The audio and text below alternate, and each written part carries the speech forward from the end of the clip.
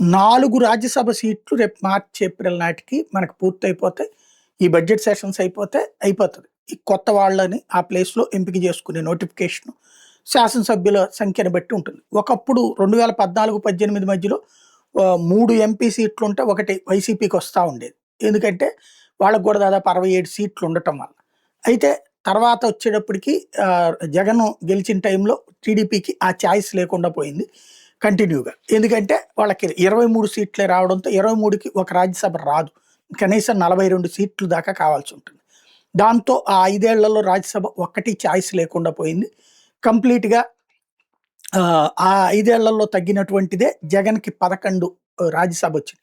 అందులో నలుగురిని ఈ మధ్యన రాజీనామా చేయించి తీసుకోవడంతో అటు కృష్ణయ్య ఏమో అటెళ్ళిపోయాడు బీజేపీకి. ఇటు పక్కన బేదమస్తానరావు వెళతా ఉన్నారు. మోపిదేవి వెంకటరమణ ప్లేస్‌లో సానా సతీష్ వచ్చారు. ఇద్దరు తెలుగుదేశం రాజ్యసభ సభ్యులారు. అంతకుముందు సాంతం తెలుగుదేశానికి రాజ్యసభలో ప్రాతినిధ్యం లేకుండా పోయింది. ఇప్పుడు ఇద్దరున్నారు. జనసేనకైతే ఇంతవరకు ప్రాతినిధ్యం రాలేదు. ఆ మధ్యన నాగబాబుని రాజ్యసభకు అనుకున్నారు. కానీ ఆయన ఎమ్మెల్సీ చేసి రాష్ట్ర మంత్రి అన్న పేరు పెట్టారు. ఇంకా రాష్ట్ర మంత్రి అవ్వలేదు కానీ అక్కడి వరకు అయిపోయింది. అయితే ఇప్పుడు 4 ఎంపీలు ఖాళీ అవుతాయి. ఇందులో ఒకటి సానా సతీష్‌ది ఖాళీ అవుతది. సానా సతీష్‌కే మళ్ళీ ఇవ్వడానికి తెలుగుదేశం సిద్ధంగా ఉంది అన్నది కన్ఫర్మ్.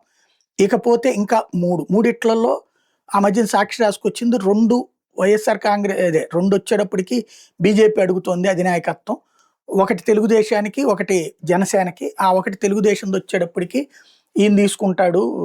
సానా సతీష్‌కి మళ్ళీ కంటిన్యూ చేస్తున్నారు. దాంతో యనమల, దేవినేని ఉమ వీళ్ళందరూ ఫీల్ అవుతున్నారు అన్నటువంటి. వాస్తవానికి తెలుగుదేశంలో విపరీతమైన డిమాండ్ ఉంది. No doubt at all. Bhashyam Ramakrishna రెడీలో వెయిట్ చేస్తున్నాడు. ఆయనకి ఏది భాష్యం విద్యా సంస్థల అధినేత రామకృష్ణ. ఇక్కడ డబ్బులు కావాలంటే డబ్బులు ఇవ్వడానికి సిద్ధం.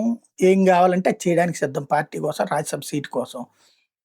అటు పక్కన వచ్చేటప్పటికి ఇప్పుడు ఈ 4 సీట్లలో 3 కోరుతోందట భారతీయ జనతా పార్టీ అధినాయకత్వం. 3 రాజ్యసభ స్థానాలు తమకే కావాలంటుందట. ఆ 3 కూడా ఔట్ ఆఫ్ స్టేట్ వాళ్ళకే ఇస్తానంటుందట. అయితే ఇప్పుడు తెలుగుదేశం వాళ్ళతో ట్రై చేస్తుంది. మీరు 2 తీసుకుని సర్దుకోండి. మాకు 2 కావాల్సిందే అని. జనసేనని రాజ్యసభ అడగద్దు, నెక్స్ట్ టర్మ్‌లో ఇస్తామని ఏదో చెప్తున్నారు అన్నటువంటి. ఓ పక్కన జనసేనలో విపరీతమైన ఒత్తిడి ఉంది.